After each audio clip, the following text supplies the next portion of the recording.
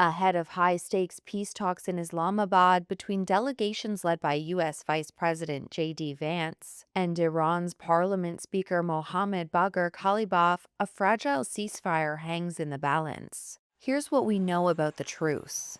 Iran and the United States agreed on Tuesday to a 2-week ceasefire, but fighting has continued across the Middle East, with heavy airstrikes pounding Lebanon. Dr. Borju Özçelik is a senior research fellow on Middle East security at Royal United Services Institute.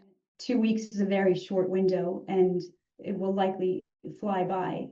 Of course, the 2 weeks is also not guaranteed to be uninterrupted by acts of violence or breaches of the ceasefire.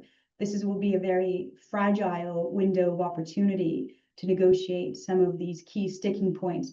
Meanwhile, there was no sign Iran was completely lifting its near total blockade of the Strait of Hormuz after U.S. President Donald Trump threatened to devastate Iran if it didn't reopen the waterway.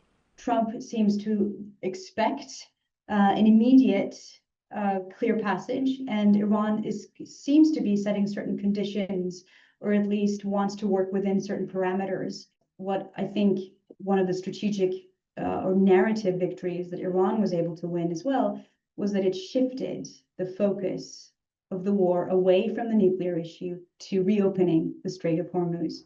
Iranian state television said a first vessel transited the Strait of Hormuz with Tehran's permission after the ceasefire, but shipping sources reported the Iranian Navy was threatening vessels attempting to pass. Iran said it could lift its blockade ahead of peace talks, though ships would still need Iranian approval.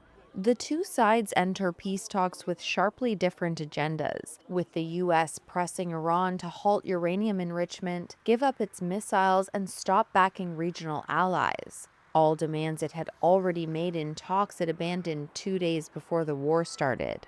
The Iranian proposal suggests that all sanctions, primary and secondary, will be lifted, that Iran will be paid compensation for war damages, and that the US has effectively agreed to allow Iran to enrich uranium, and that it will continue to retain sovereign control over the Strait of Hormuz.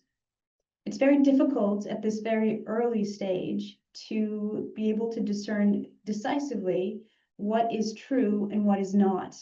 This is a framework of principles, but I think really what both sides have agreed to is simply to come together in Pakistan to talk about their differences and try to find a way forward over the next 2 weeks.